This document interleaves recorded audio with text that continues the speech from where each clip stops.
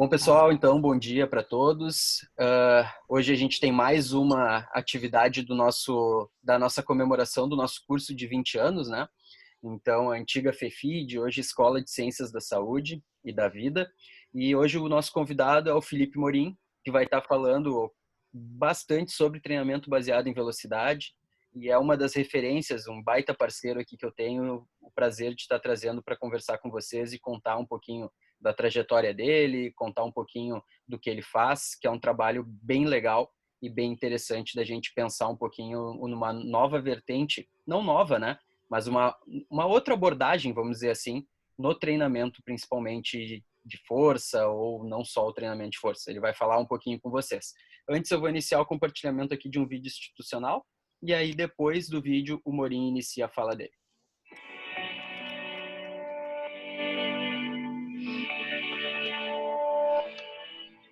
O mundo muda o tempo todo. Novas necessidades chegam e velhas soluções já não servem mais. E em uma universidade como a nossa, que nascem descobertas importantes em resposta às questões mais incertas. Para isso, é preciso aprender. Reaprender. Reinventar. Estar em uma universidade é trilhar caminhos que acompanham as rápidas e constantes transformações da vida. Mesmo aquelas mais inesperadas.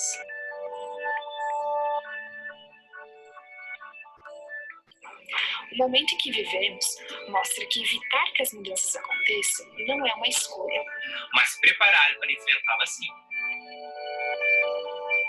E é isso que você vive na PUC. Uma experiência única de aprender com excelência. E ao mesmo tempo gerar soluções que impactam o presente e o futuro. O seu e o de toda a sociedade. PUC, uma universidade do tamanho dos seus sonhos. Das soluções que o mundo precisa.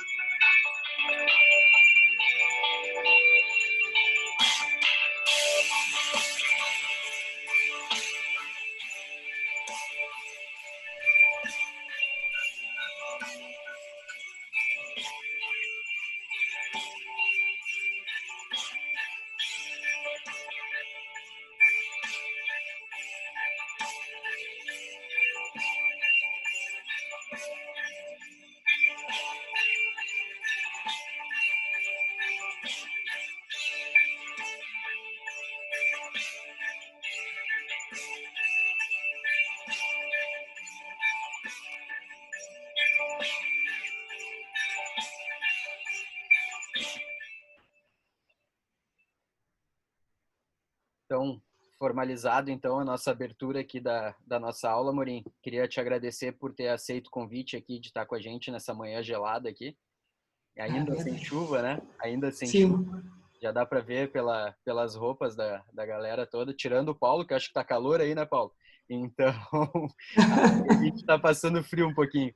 Mas normal. É uma temperatura agradável aqui. Tá bom aí. Mas o importante, Morim, é que tu tenha o tempo que tu quiser aí para conversar com os alunos. Eu vou fazer uma combinação com a turma, de repente, do pessoal deixar o microfone sempre desligado e utilizar o chat ali para as perguntas, que eu vou fazendo a mediação aqui e vou fazendo as perguntas para ti.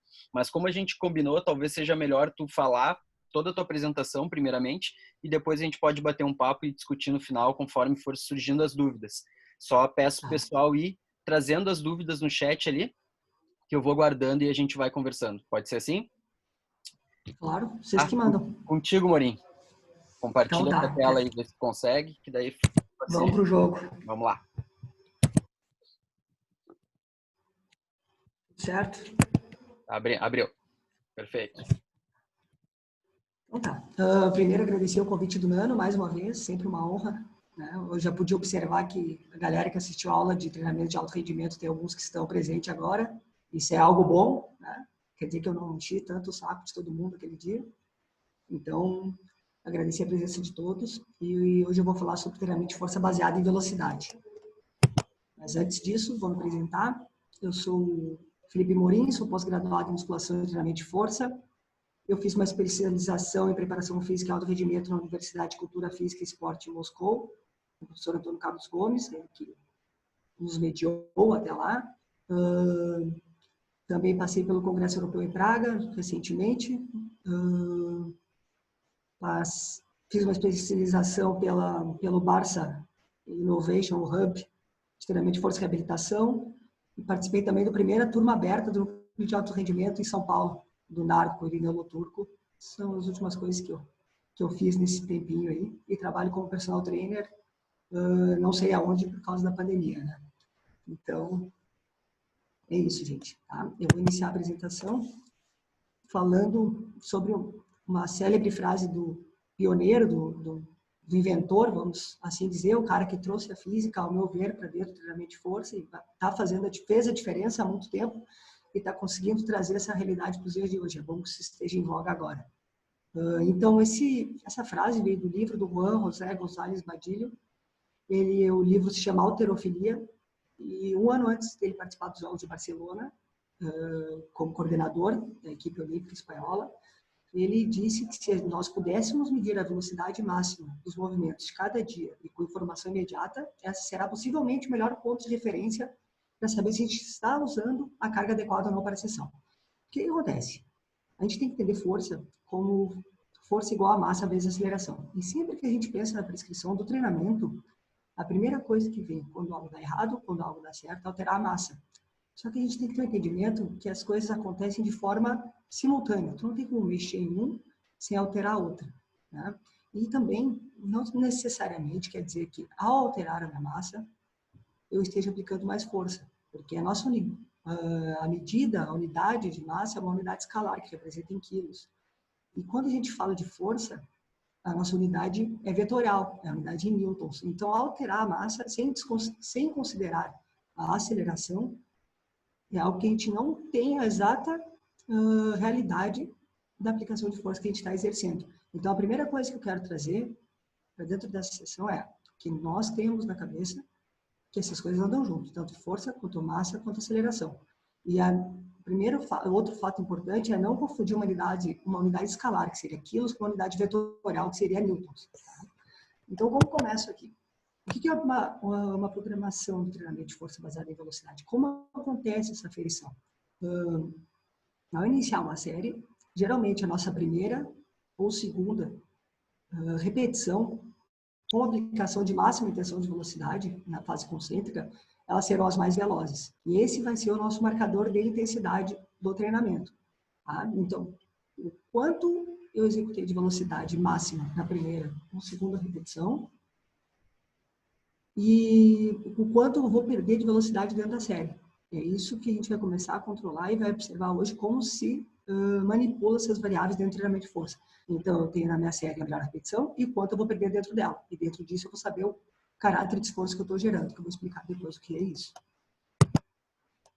E o primeiro artigo que eu trago para nós hoje é um dos mais clássicos para evidenciar a vantagem do treinamento de força baseado em velocidade.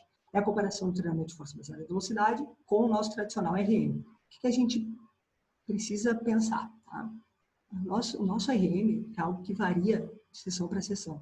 Pode ser por aspecto comportamental, psicológico, nutricional, resíduo de treinamento. Então, ele é uma medida que se torna inexata, uma medida que, na minha opinião, e na opinião dos pesquisadores que trabalham com treinamento de força baseada em velocidade, ela não existe, porque a gente não pode trabalhar em cima de algo que nós não podemos medir, tá? Então, um teste de esforço máximo que eu sou submetido em uma semana, daqui 2 semanas ele pode ter sofrido uma alteração muito brusca, ou para mais ou para menos. E isso vai fazer com que a gente esteja trabalhando sempre na intensidade que a gente não deseja. Seguindo dito isso, o que a gente pode entender? Esse artigo aqui, comparando o treinamento de força baseada em velocidade e o treinamento de repetições máximas, o tradicional RM, ele teve como objetivo, explorar os efeitos do treinamento de força baseada em velocidade e força máxima e o salto contra o movimento, e utilizou os exercícios supino, agachamento, overhead press, que não sabe o que é, e o deadlift. O que aconteceu? Foi uma periodização de 6 semanas, ela foi ondulatória, não linear, obviamente, e um grupo trabalhou com a perda de velocidade controlada através de acelerômetros, e o outro grupo trabalhou baseado em repetições máximas. O que a gente pode começar a observar logo na primeira parte dos gráficos de melhora de ganhos de força, tá? Aumento na força máxima para o grupo que trabalhou em velocidade comparado com o grupo que trabalhou em repetições máximas. O que acontece? Sempre que a gente trabalha em repetições máximas, a nossa recuperação se torna mais lenta. A nossa aplicação de força por unidade de tempo se torna pior. Então, ao trabalhar com uma perda de velocidade controlada na série, aqui já ficou evidente que tanto em supino quanto em agachamento, você pode observar aqui, ó, o grupo de treinamento de força baseada em velocidade, o VBT, e o PBT, que seria o RM. Tá? A diferença nos ganhos de força em supino e agachamento. Tá? E quando a gente desce para o padrão neuromuscular, para a busca de performance neuromuscular, o contramovimento só obteve melhoras no grupo que trabalhou baseado em velocidade. Então, ou seja, a influência de um esforço máximo dentro da série impactou de forma negativa a performance mecânica. Então, é algo que, no passar da apresentação, eu vou falar um pouquinho mais, mas é algo que a gente vai ter que começar a repensar após essa apresentação hoje. Quanto é bom trabalhar em esforço máximo, quanto é bom eu controlar essa perda de velocidade dentro da série para onde a gente vai objetivar o nosso treinamento. Tá? O mais interessante desse artigo é que o agachamento, tanto o agachamento, o supino e o overhead press, eles tiveram ganho de força semelhante ou melhores e tiveram oportunidade de usar um volume significativamente menor. Tá? Ao analisar, por exemplo, o número de repetições no agachamento, a gente tem quase 9% menos repetições. Então, eu, no meu modo de conceber treinamento, e no modo de, se eu fosse um atleta treinado por alguém, eu sempre gostaria de fazer menos coisas para ter mais respostas. Então, esse controle imediato, esse controle em tempo real, que o uso do acelerômetro, que o controle da perda de velocidade na série e o monitoramento da nossa fadiga nos gera, faz com que a gente trabalhe menos de forma mais efetiva. Então, a gente pode observar que o agachamento, o supino e o overhead press tiveram um significativo número de repetições em relação ao RM. Né? Eles trabalharam menos e obtiveram respostas iguais ou melhores. Então, eu enxergo como a principal vantagem de usar o treinamento de força baseada em velocidade é essa. Tá? O controle da carga interna e a regulagem do volume. Né? Não impede a necessidade de a gente realizar mais para buscar alguma coisa. E fora o fato de realmente estar trabalhando na intensidade que desejamos. Dito isso, eu emendo a nossa apresentação aqui com a perda de velocidade e os seus efeitos. Tá? O que ela gera de resposta na performance neuromuscular, nos ganhos de força e também em hipertrofia. Esse artigo aqui compara os efeitos da perda de velocidade de um grupo que perdeu 20% de velocidade na série. O que seria isso? Seria algo como 8 repetições de 12 possíveis. Vocês vão encontrar isso na literatura como repetições de reserva ou caráter de esforço. Então, por exemplo, eu tenho um número máximo de 12 repetições, hipoteticamente falando, em uma série, e eu farei 8. Eu deixarei uma margem para não chegar perto da fadiga. Tá? E contra um grupo que trabalhou com 40% de perda de velocidade na série. O que isso significa? Significa que eles chegaram perto da falha muscular.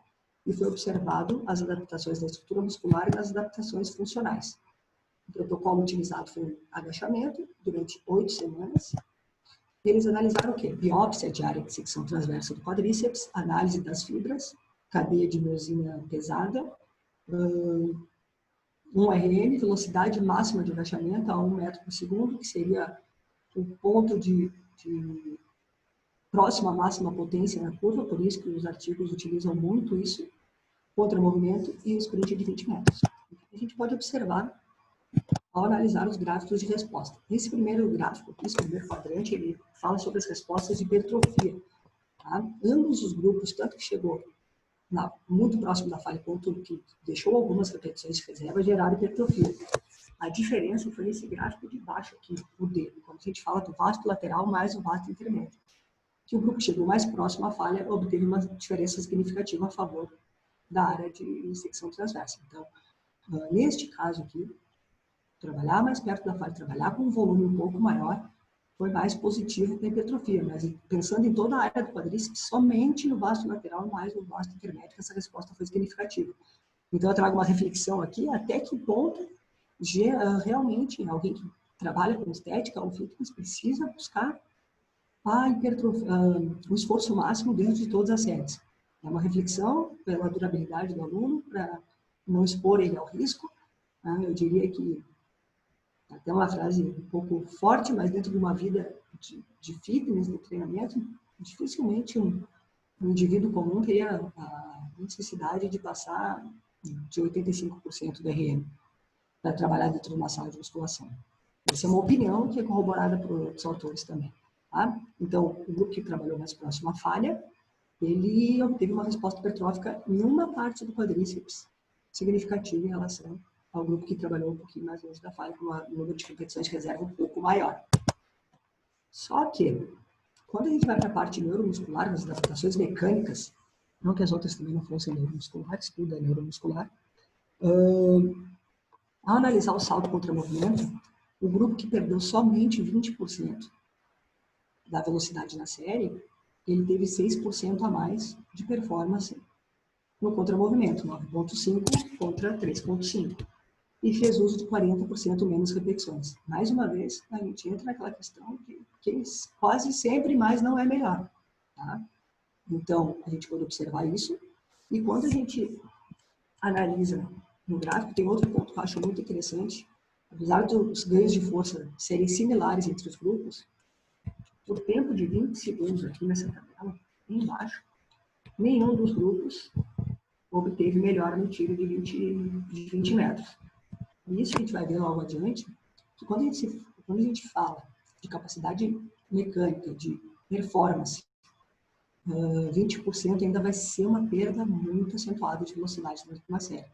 Então, a gente tem que pensar em duas vertentes. Trabalho de fitness, trabalho de estética talvez, eu tenho que trabalhar um pouquinho mais no esforço máximo dentro da série, e quando eu pensar em performance, eu vou ter que ir lá para baixo, minimizar a fadiga o máximo que eu puder. Tá? E aqui eu separei um gráfico, esse gráfico é meu, e de um aluno que trabalhou performance, visão estética, perdão, fitness, e eu separei porque eu acho bem interessante a relação das perdas de velocidade, o que acontece com a nossa resposta mecânica. Né? Ali, o que a gente pode observar? Ele iniciou o protocolo de treinamento, foi aferida ao salto vertical dele, ele iniciou mais ou menos em 44 centímetros, e fez um primeiro período de treinamento trabalhando longe do esforço máximo, com volume reduzido e muita aplicação de força por unidade de tempo, tá? Trabalhando sempre na concêntrica o mais rápido possível e longe da fadiga. A performance mecânica dele melhorou. Só que como a gente viu agora, quando o trabalho visa mais a estética e a parte de hipertrofia muscular, eu comecei a aumentar o volume dele e, consequentemente, o caráter de esforço dentro da série. O que aconteceu? A performance neuromuscular dele caiu. E assim sucessivamente. Quando eu mexi de forma que ele evitasse a fadiga nas séries, a performance dele neuromuscular de salto começou a melhorar. E quando novamente eu exigi que ele fosse mais próximo à falha, ele teve queda de novo. E depois subiu novamente. Então, a teoria e a prática sempre andando juntas aqui e mostrando que sempre que a gente trabalhou em esforço máximo, chegou na fadiga, ele teve declínio de performance mecânica, e sempre que ele trabalhou longe da falha, ele obteve melhora da resposta mecânica. Então, a teoria e a prática andaram bem juntas aqui, por isso que eu gosto de separar esse gráfico para ilustrar para vocês o que acontece na realidade. E agora, entrando na parte de perda menor de velocidade. O que a gente vai falar agora? Esse artigo aqui puxa um pouquinho para o lado da performance, um pouquinho bastante, eu diria, porque como a gente viu uma perda de 20% de velocidade contra 40%, esse artigo aqui traz um grupo que perdeu 20% de velocidade contra um grupo que perdeu 5% de velocidade somente. Então, para deixar bem específico para vocês, o que isso quer dizer? Quer dizer que um grupo que perde 5% de velocidade nas séries, trabalhando 2 vezes por semana, eles executaram em torno de 11, 12 repetições por semana. Enquanto o grupo que trabalhou com a perda de 20% de velocidade, eles executaram em torno de 34 repetições por semana. E onde eu quero chegar com isso? Eu quero dizer que, ao avaliar as respostas de tiro de 20 metros, contra-movimento, RM, a capacidade de gerar força ao metro por segundo, ambos os grupos tiveram respostas muito semelhantes. Então, ao trabalhar com volume muito reduzido na semana, eu também posso ter resposta. E, principalmente, a gente trabalhando com uma ideia em performance, que os atletas têm jogo toda hora, viajam, daqui às vezes tem 2 jogos na semana. Agora, nesse período pós-pandemia, quando a coisa vai engrossar, é jogo atrás de jogo, a preparação vai ser reduzida. Então, o protocolo de 2 treinos na semana, de 2 séries de 3 repetições, que vai fechar 12, pode ser benéfico para a gente ter resposta neuromuscular, tá? Para a gente ter ganhos de performance mecânica mesmo sem tempo para treinar. Aqui é um outro artigo desse grupo que deixa evidente que eu não tenho necessidade de fazer muita coisa para gerar ganho de performance.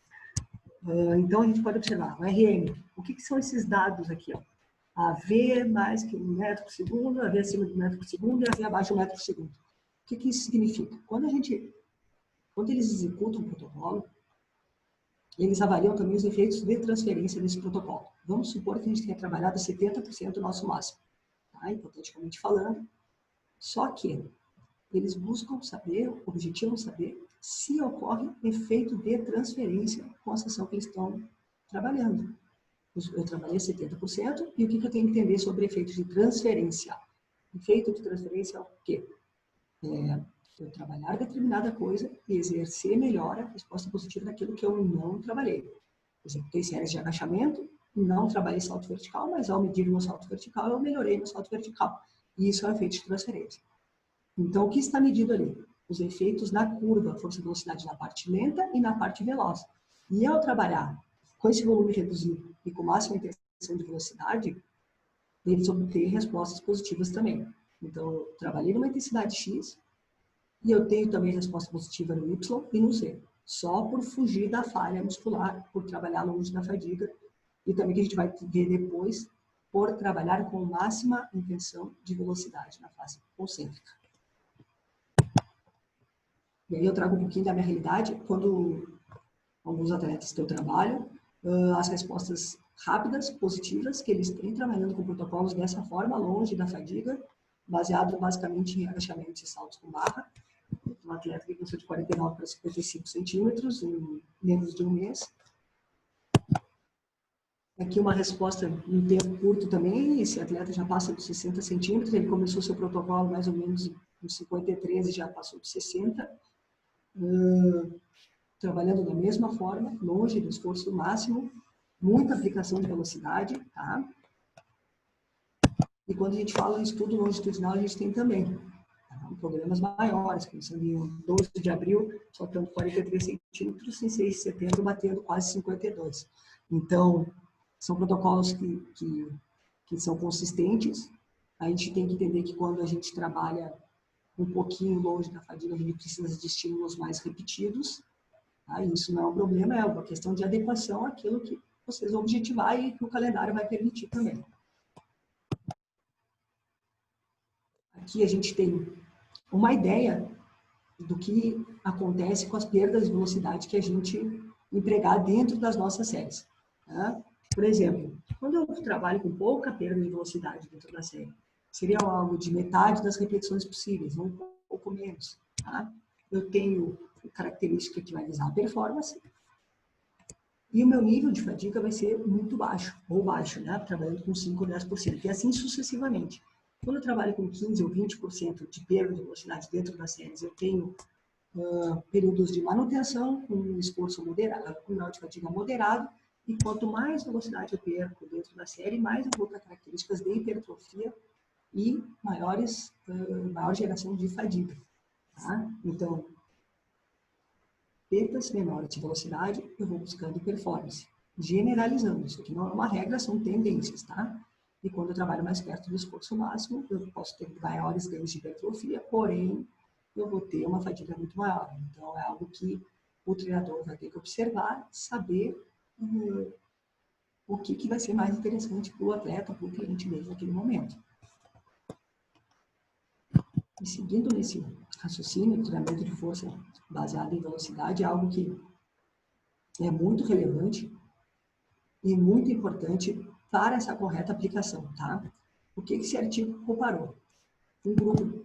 Dois grupos que trabalharam com supino 3 vezes por semana, e um grupo trabalhou com a máxima intenção de velocidade concêntrica e outro grupo trabalhou com uma velocidade que se denomina como autossugerida, a gente pode dizer. Tá? Executar a fase concêntrica como bem entender. Então, o que aconteceu? O protocolo tinha em torno de 9, 10 séries semanais, sempre em torno de 3 séries por sessão, às vezes 4, para gerar essa equação de 10 a 12 séries semanais. E o grupo que trabalhou com a máxima intenção de velocidade, ele teve o dobro do ganho de força do grupo que trabalhou na velocidade autossugerida, 18 contra 9% quase. Então, apesar dos dois grupos terem desenvolvido a sua força e aumentado o seu RM, como a gente vai poder ver aqui, a diferença é muito significativa com um curto espaço de tempo. Então, para a gente ter um controle real da intensidade, para nós podermos aproveitar aquela carga com a máxima eficácia, a gente precisa ter a máxima intenção de gerar velocidade. A gente pode observar aqui que o RM passou de 85 para 88, uma diferença de 18%. A aplicação de força ao metro por segundo aumentou 20%, e essa distribuição no desenvolvimento da velocidade nas repetições totais, cargas leves e cargas pesadas, que seriam o ponto mais lento da curva e o ponto mais veloz da curva, força e velocidade, os efeitos foram muito positivos também. Tá? Tiveram um efeito muito maior em relação ao grupo que trabalhou com essa velocidade deliberada. Então, visando ganho de força, visando melhora de performance, eu não enxergo uma outra maneira de pensar de treinamento dentro de uma sala de peso. Você vai para uma sala de peso, você tem que objetivar melhorar a sua performance. Então, a aplicação de força com a máxima intenção de velocidade se faz necessário para controle de treinamento e também para o melhor desenvolvimento de performance. Tá? Eu posso... Voltando um pouquinho, perdão. Eu não coloquei nessa apresentação, mas tem um artigo dos mesmos moldes no agachamento. Eu estava discutindo ele ontem, por sinal, e o grupo que usou a velocidade deliberada, eles tiveram uma melhora de somente 2,4%. Então, como a gente pode crucificar um protocolo de treinamento, um exercício como agachamento, e afirmar que ele não tem um efeito positivo de transferência somente pelo fato de uma metodologia ser errada? Né? O grupo que trabalhou com a velocidade deliberada ou de forma mais lenta, ele não conseguiu respostas positivas. Eu não vou treinar 8 semanas para ter 2,5% de melhora. Outro grupo que vai ter quase 20% só pela aplicação de velocidade. Então, é algo que nós temos que considerar na hora da prescrição do nosso treinamento. E também entender que dentro da física não existe a fórmula da força lenta. Então, a gente tem que aplicar o máximo de força por unidade de tempo sempre. Então, com isso, um resuminho dessa primeira parte aqui, a gente tem que entender o quê? Que cada repetição ela deve estar na máxima velocidade pretendida. Tá? Se essa velocidade desse movimento não for a máxima possível, ela não vai servir de referência para a gente, para determinar a intensidade de carga relativa, o treino, o percentual de fadiga que vai me gerar. Tá? Então, garantir o controle da intensidade relativa, a variável que a gente precisa atingir, a carga e a performance são importantíssimos para a gente saber para onde a gente está rumando. Né? O fato de eu prescrever algo e trabalhar fora dele não me dá a mínima noção do tipo de controle que eu estou tendo. Eu não posso prescrever uma sessão a 60% e estar trabalhando a 70%. Daqui a pouco algo dá errado, acontece uma lesão ou até uma melhora, a gente não sabe o porquê. Eu não posso saber se errei, se eu não souber nem porque eu acertei. Tá? Então, a máxima intenção de velocidade é primordial no treinamento de força baseado em velocidade. E com isso, a gente tem o ajuste, a condição de ajustar a carga para a real condição física do sujeito em cada sessão. Vamos supor o seguinte, a literatura embasa que 65% do RM no agachamento é igual a 0,93 metros por segundo. Então, vamos supor que hoje eu vou trabalhar 65% do meu RM. E vamos supor que esse 65% do RM na sessão anterior eu tenha feito a 70 quilos. Aí eu cheguei, ajustei a carga para 70 quilos, acelerei e vi que eu bati mais que 0,93 metros por segundo. Quer dizer que eu estou mais rápido. Então, o que eu vou fazer? Eu vou ajustar essa carga, eu vou acrescentar carga para eu voltar a minha sessão a 0,93 metros por segundo. Ou seja, o indivíduo saiu, foi para a noite, brigou com a namorada, aquela carga de 70 quilos, que equivalia a 65% do máximo dele, Na hora que eu pedi para ele executar, ele executou 0,88 metros por segundo. Então, o que eu vou fazer? Eu tenho a possibilidade de retirar a carga e fazer o ajuste em tempo real na condição física do sujeito que ele apresentou naquela sessão para mim. Então, o uso do acelerômetro, o treino de força baseada em velocidade, permite que eu ajuste a carga para cada sessão. E isso, sem dúvida, é um mecanismo importantíssimo para o desenvolvimento do indivíduo. E entrando, eu falei sobre questão de velocidade, falei sobre a perda de velocidade, as tendências da fadiga, o quanto ela gera de fadiga ou não. E agora a gente vai falar um pouquinho como estruturar essas séries, como estruturar esse treinamento. Aqui são, esse artigo eu acho bastante interessante, porque ele fala sobre supino e agachamento.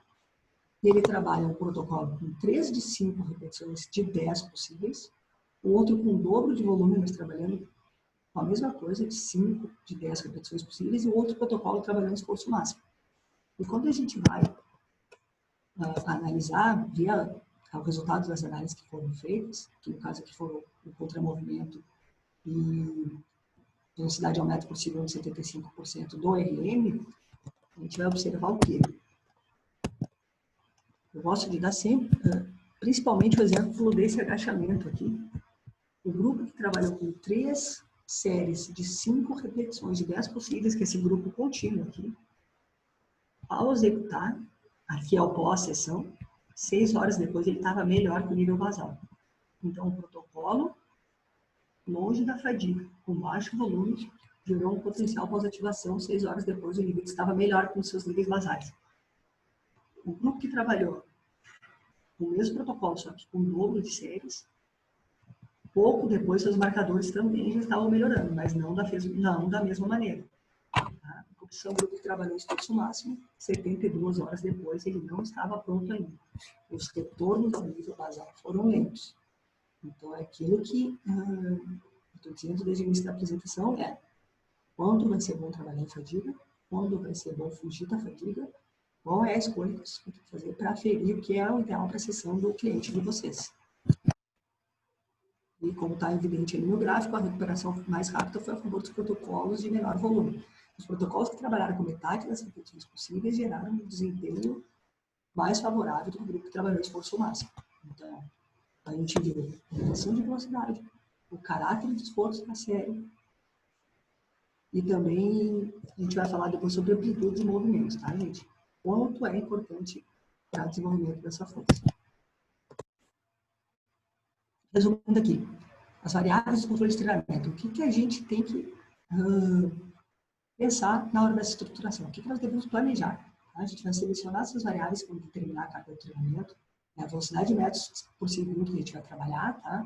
Não o RM. Tá? Existem os RMs equivalentes às velocidades em metros por segundo, e é assim que é aferido o treinamento de força baseada em velocidade.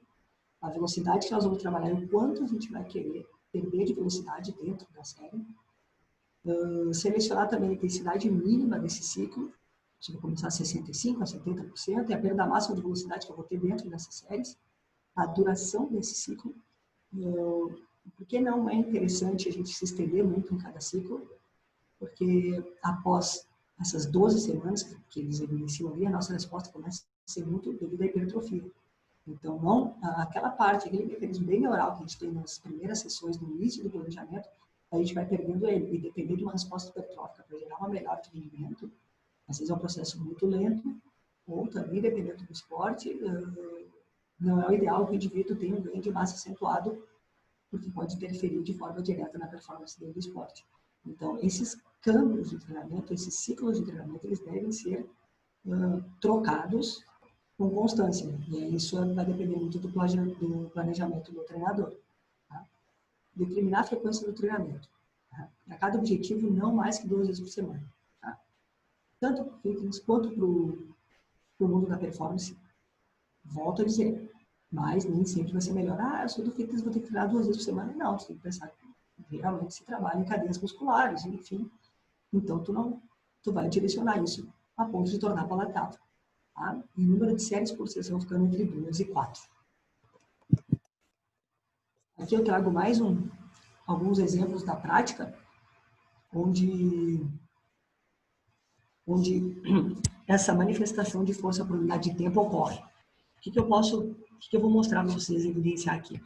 Aqui é um aluno meu, que é do beach tênis. Ele, em abril de 2019, ele aplicava uma carga de 60 quilos ao metro por segundo. E passou o ano, planejamento, ele teve seu pico de performance por outubro, depois saiu para viajar, pós-campeonatos, em novembro, e ao retornar, no ano seguinte, essa mesma carga de 60 quilos que ele aplicava a 1 metro por segundo, ele evoluiu para 1,3 metros por segundo, quase. Então, a capacidade dele de aplicar força por unidade de tempo aumentou muito. Ele teve um ganho de 30% de força sem trabalhar nas intensidades máximas. Então, isso é muito importante quando a gente trata de performance, de desempenho e também até da experiência do atleta em relação ao treinamento de força. Então, a não necessidade de eu, logo de cara, implementar cargas acima de 85%, 90%, talvez até no primeiro ano de treinamento, não pode ser desnecessário. Eu não preciso expor o meu atleta tanto ao risco. O que eu quero dizer? Os câmbios de RM podem variar até 20% no primeiro ano, ainda mais se tratando de indivíduos inexperientes. Esse RM dele vai aumentar muito, vai evoluir de forma muito rápida. Então, eu não posso ficar expondo ele a cargas agressivas por muito tempo.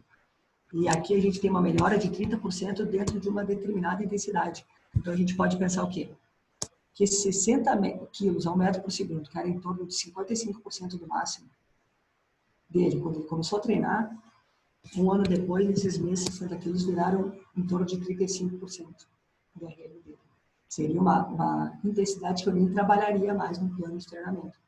Então, teve sustentabilidade, esses ganhos foram mantidos, porque ele saiu de férias, ele foi disputar campeonatos, e ele voltou e conseguiu voltar melhor do que ele se apresentou no primeiro ano. Então, trabalho longitudinal, nós que estamos acostumados a ver artigos de 6 semanas toda hora, né? Então, eu posso dizer que na minha prática, eu tenho conseguido sustentar esses ganhos com pouco trabalho, tá? Só com muito controle. Não adianta prescrever treinamento de forma Chico Xavier. A gente precisa ter o controle daquilo que está fazendo para poder olhar para trás, ter esses dados e saber o que realmente está acontecendo.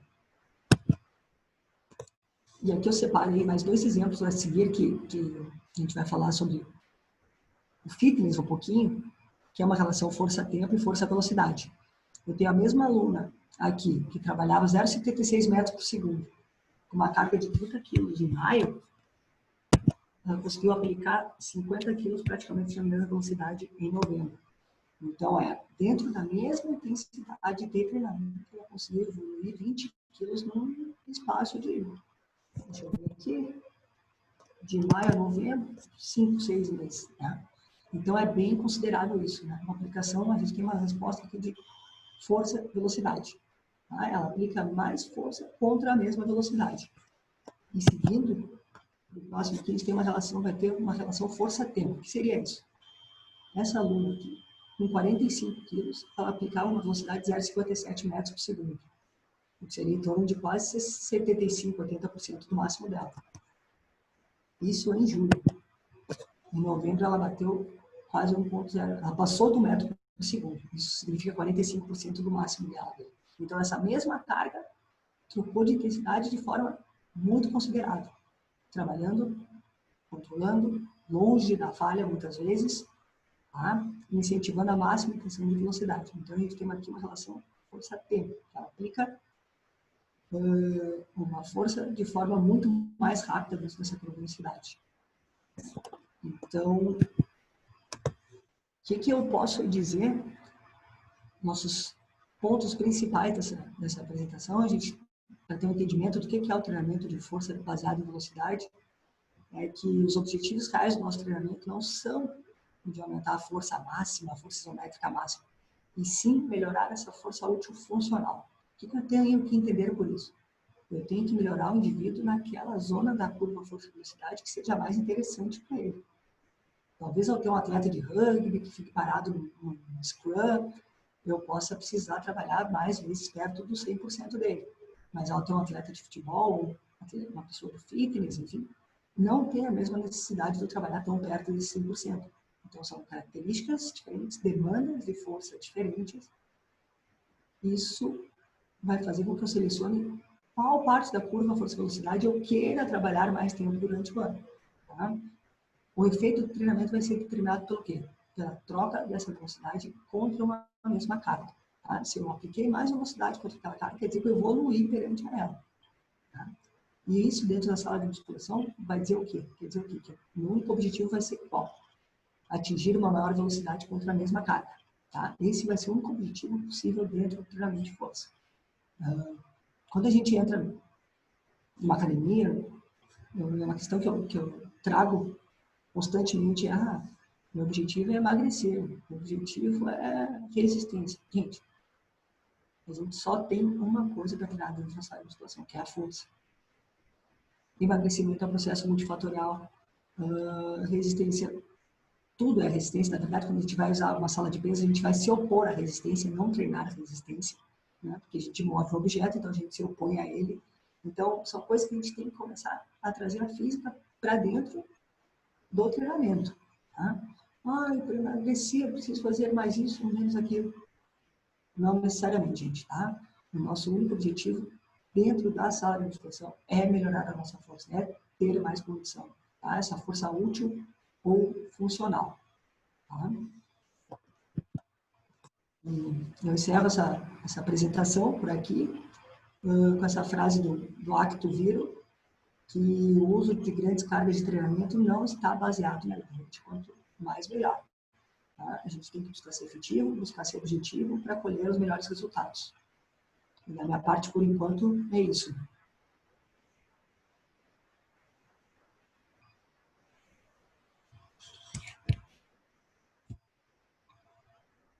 Eu tava com o meu microfone desligado, desculpa.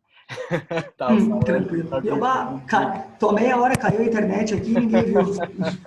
Eu falei aqui o microfone agora que eu vi que o microfone estava desligado. De repente, tira a tua apresentação, Morim, para a gente conseguir ver a tela, todo mundo ali juntos. Daí acho que facilita até para quando tu falar, aparecer a tua carinha aí maior. Morim, obrigado mais uma vez pela tua apresentação. Acho que contribui bastante, é uma vertente que é pouco discutida ainda, querendo ou não por ela ser nova, mas e sim por ser pouco discutida dentro da sala de musculação, muitas vezes, é pouco utilizada, né? A gente vê muito relacionado só ao esporte, né? Então, foi bem legal a tua fala relacionando isso. Eu vou tentar trazer algumas perguntas que vieram no chat aqui para mim. E pessoal, se quiserem fazer mais alguma pergunta, mandem ali no chat que eu vou perguntando para o Morim, tá? Primeira pergunta, Morim, qual a diferença entre a velocidade intramuscular e intermuscular na caracterização da fadiga de um gesto, por exemplo, no squat, por exemplo?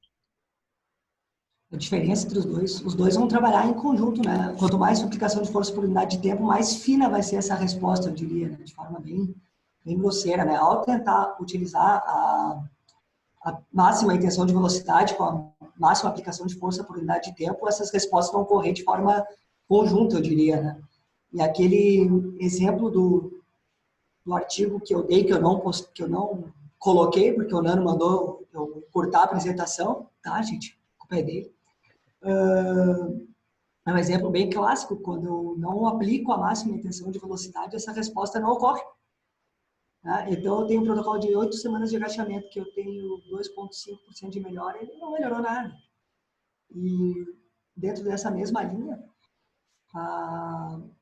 ontem mesmo, com essa mesma pessoa que estava discutindo, ele me enviou um artigo da Alemanha, se não me engano, que eles avaliaram quase 3 anos um grupo de sub-13 a sub-16, algo assim. Pode ser que a ideia é essa, mas eu posso errar um pouquinho na data. E ao trabalhar perto da fadiga, e ao trabalhar de forma deliberada também, eles tiveram ganho de 3, 4 centímetros em 3 anos de salto vertical. Ou seja, né, a fadiga, ela gera uma resposta negativa na cadeia de miosina fechada, e alterando essa plasticidade faz com que essa resposta não aconteça. Então, são escolhas que a gente vai ter que tomar. O que a gente quer realmente, né? Como eu já disse na apresentação. Não sei se eu respondi aqui. Bom, aí, se não foi respondida depois, dá para mandar ali no chat. Chama no privado, A gente vai perguntando aqui tranquilamente. Teve uma outra pergunta, Morim, que veio, perguntando sobre a validade do acelerômetro, por exemplo. Quanto tempo é a validade do acelerômetro? Eu acho que é muito mais uma questão, como é que funciona? Tem alguma calibração que é necessária ser feita? Depende da marca. Depende da marca. Eu sei que o VMAX Pro precisa de uma calibragem. O Push, que é o que eu uso, diria que é o melhor custo-benefício, porque quem trabalha muito na prática, ele é de mais fácil manuseio, vamos dizer assim, né? Ele também não é o melhor para se fazer ciência, tá? Mas para controle geral do treinamento ele é bem interessante.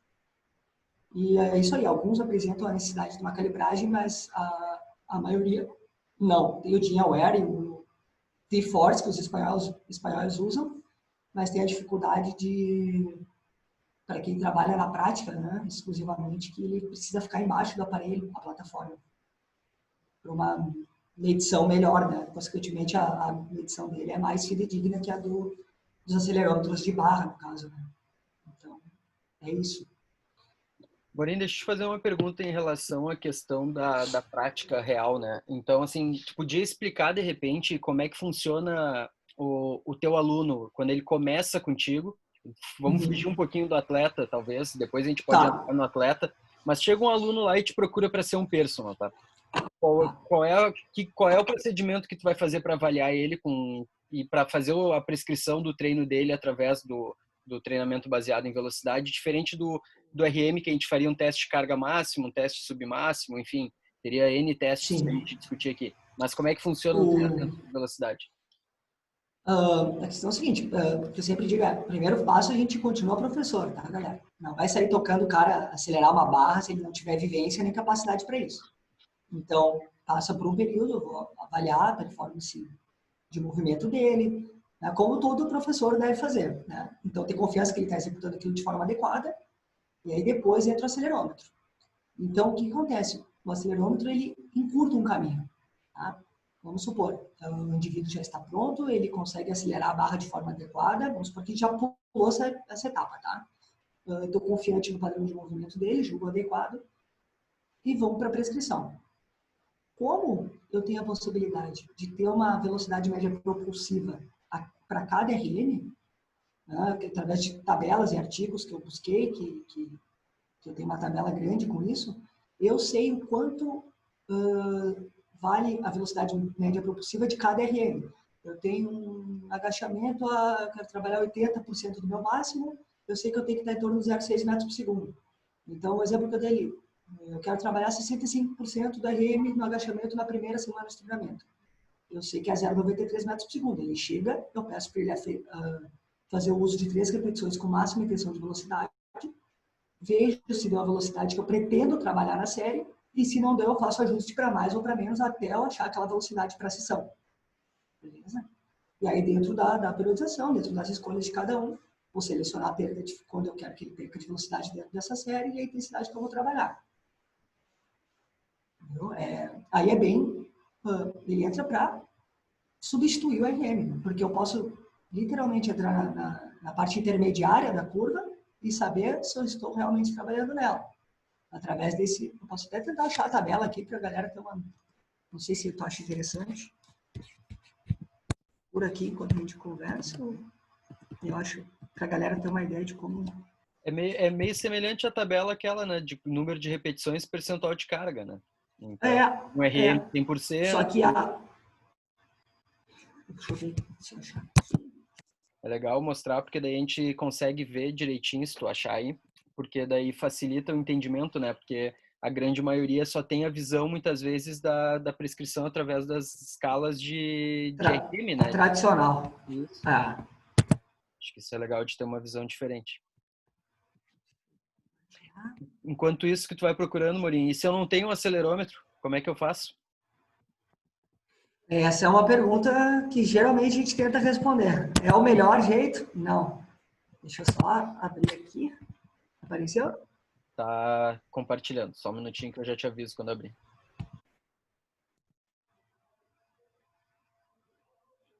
Ainda não entrou.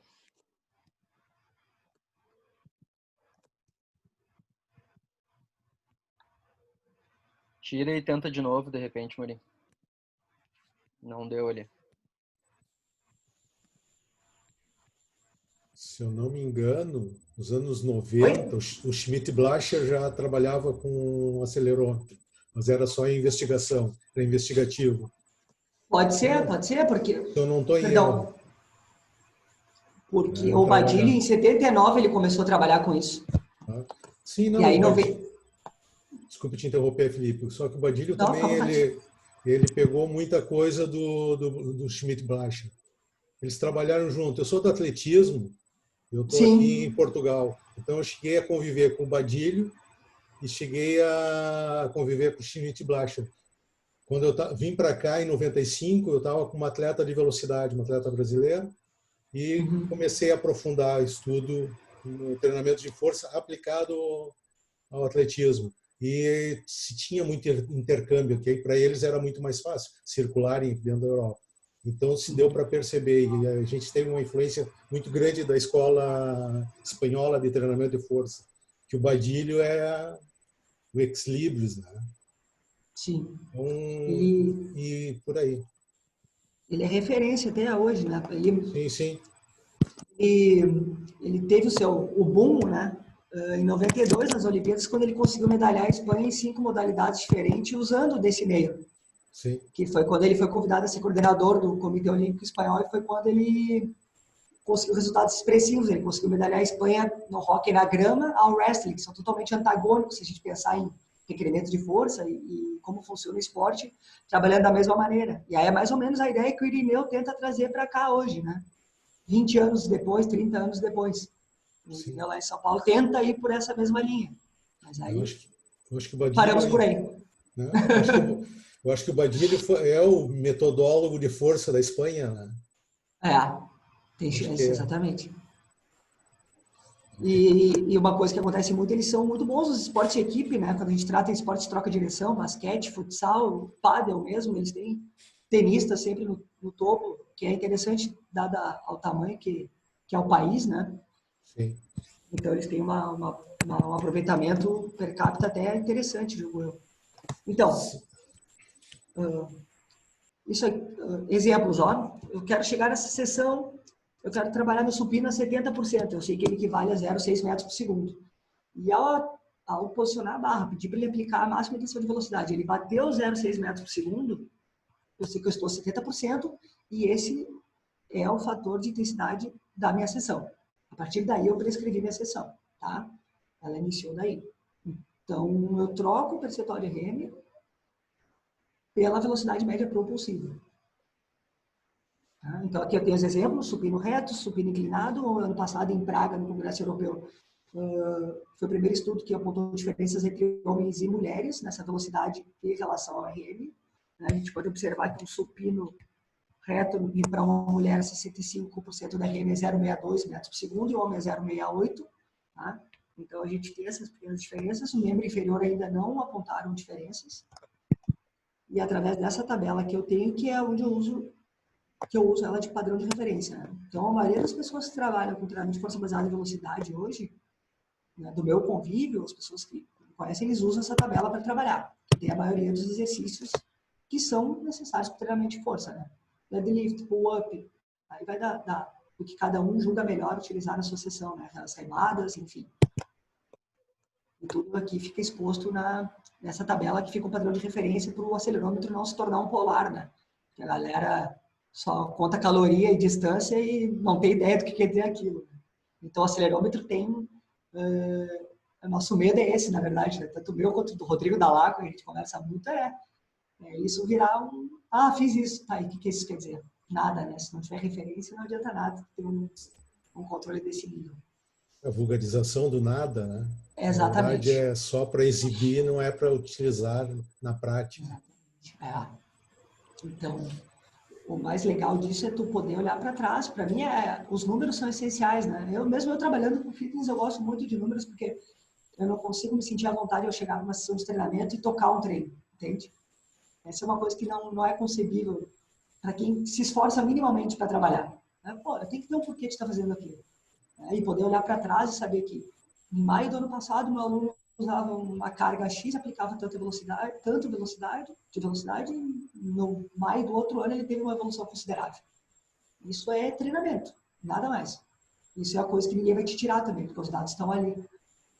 E quanto mais longitudinal, mais chance de saber se eu estou correndo para o lado certo. Né?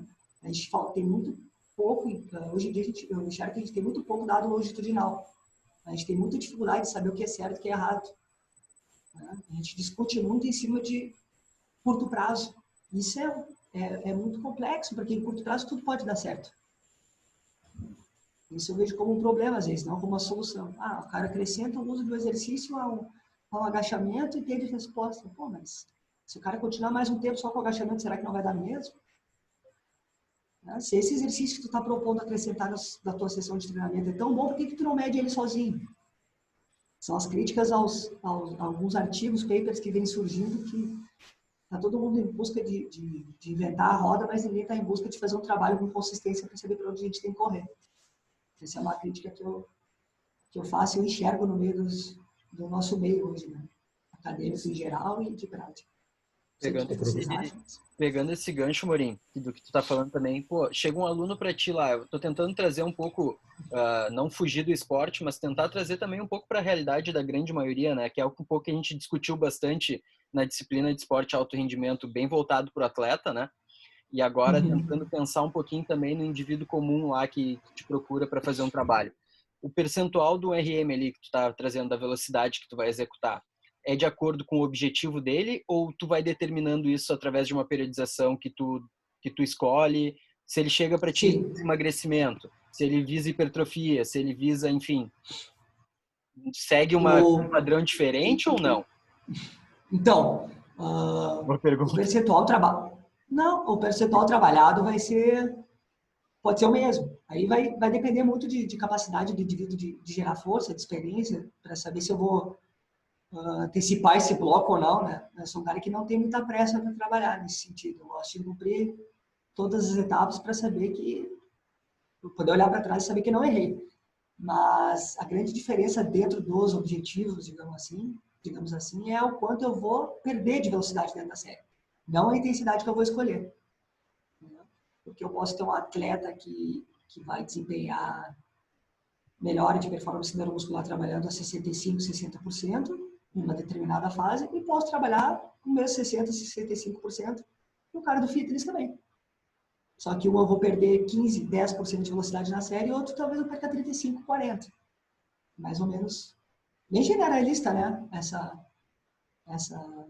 proposta que eu estou trazendo aqui, mas dentro do meu cotidiano eu gosto, se a pessoa visa uma performance mais estética e tal, eu ainda gosto de trabalhar no modelo que eu denomino como híbrido, né? Não uso todas as séries até a falha, eu gosto de trabalhar muito com metade das repetições possíveis para ele desenvolver essa força, para ele estruturar essa casa, e depois algumas séries eu gero um pouquinho mais de caráter de esforço para ficar um pouquinho perto da falha mesmo, mas não acredito que seja o caminho trabalhar todas as séries até o talo, não tem nenhuma evidência que comprove isso até hoje dentro da literatura, de forma fisiológica, enfim, que trabalhar com mais e mais esforço seja melhor para alguma coisa. Então tá, Morim.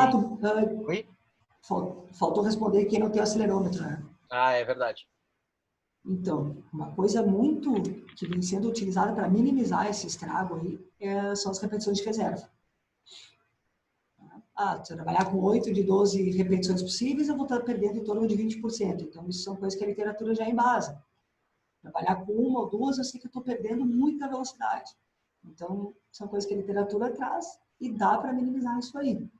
Agora, o controle real da intensidade, seria interessante tu achar algum marcador para saber que estado o teu indivíduo chega.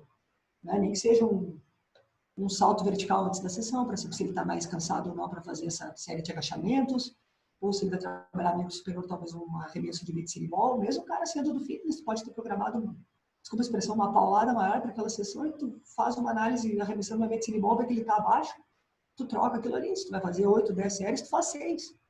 Então, são decisões que tu pode tomar a partir de algum controle que tu tem que criar.